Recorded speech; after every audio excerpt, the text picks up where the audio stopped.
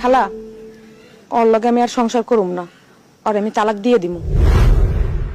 তোমার কাছে ভালো কোনো উকিলের ঠিকানা আছে, আমার একটু দিতে পারো? তোর জামাইরে তুই তালাক দিবি? হ। শোন, উত্তরপাড়ার রেশমি আছে না, রেশমির কাছে যা। কেন রেশমির কাছে যাবো কেন? আর তোমার কাছে চাইলাম আমি একটা উকিলের ঠিকানা, তুমি কও রেশমির কাছে যাইতে। রেশমি ওর জামাইরে 1 বছর হয়েছে তালাক দিছে, তুই ওর কাছে গেলে সব জানতে পারবি। ওর কাছ থেকে যা, যা মা যা, ওর কাছে গেলে সব জানতে পারবি। যা আচ্ছা আচ্ছা, যাই। যা।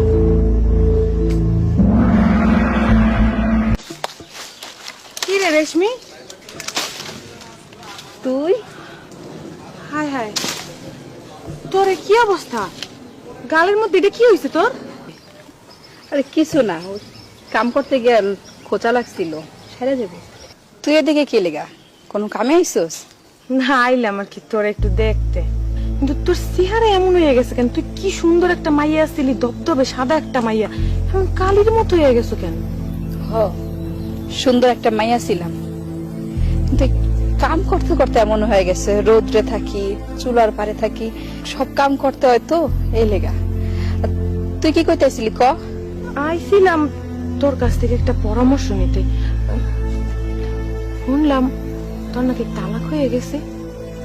হ, তুই ঠিকই শুনছস, আমি তালাক দিয়ে দিছি। এর লেগে তোর কাছে আইছি। আমি না আমার স্বামীর তালাক দিয়ে দেব, তোর কাছে আইলাম। তুই আমার একটা উকিলের ঠিকানা দিতে পারো? তুই যারে দিয়ে কাজটা করাইছো ওই উকিলের ঠিকানা দিলেও হইব। কি খোঁজ তুই? তুই ভাইবা চিন্তা কথা কইতাছস? এটা তুই কইলি না আমি খুব সুন্দর একটা মাইয়া ছিলাম? সত্যি তো, আমি খুব সুন্দর একটা মাইয়া ছিলাম, আমার বাপের একমাত্র মাইয়া ছিলাম আমি। আবার আমার ভাইয়েরা, ভাইগো কাছে তো ছিলাম রাজকন্যা, ভাইয়েরা আমার কোনো কথা মাটিতে ফেলতে দেয়নি, আমি যা কইতাম তাই আমার ভাইয়েরা শুনতো।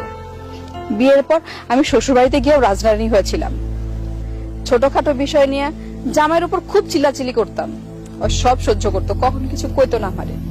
কিন্তু আস্তে আস্তে ওই ঝগড়া আমাকে অনেক বাড়তে থাকে, ওর দোষ না থাকলেও আমি ওর উপর অনেক বেশি চিল্লাচিল্লি করতাম, অনেক বেশি বাড়াবাড়ি করতাম। একটা সময় সবাই আমারে কইলো যে চলে আয়, আমরা আসি তো। আমার পরিবারই আমার কত কইছে যে আমরা থাকতে তোর কোনো সমস্যা হইব না, আমার কাছে তুই রাজকন্যার মতো থাকবি।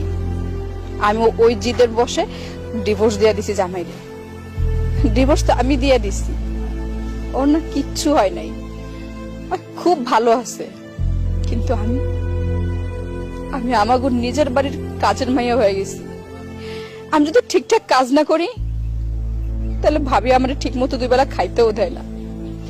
একটু 19 থেকে 20 হইলে ভুল করলে মাঝে মাঝে গায়ে হাত তুলে মারতে আহে,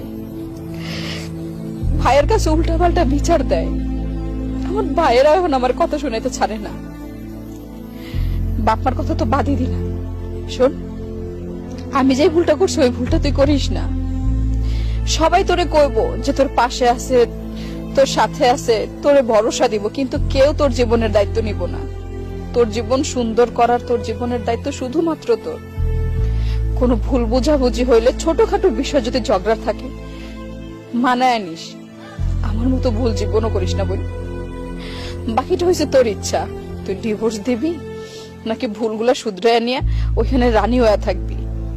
তাইলে তুই যা, আমি এই কামটি যদি তাড়াতাড়ি শেষ না করি তাহলে ভাবে এসে অনেক কথা শোনাবে, আর যদি তোর লাগে গল্প করতেছি তাইলে এমন হচ্ছে মারতেও পারে। তুই যা।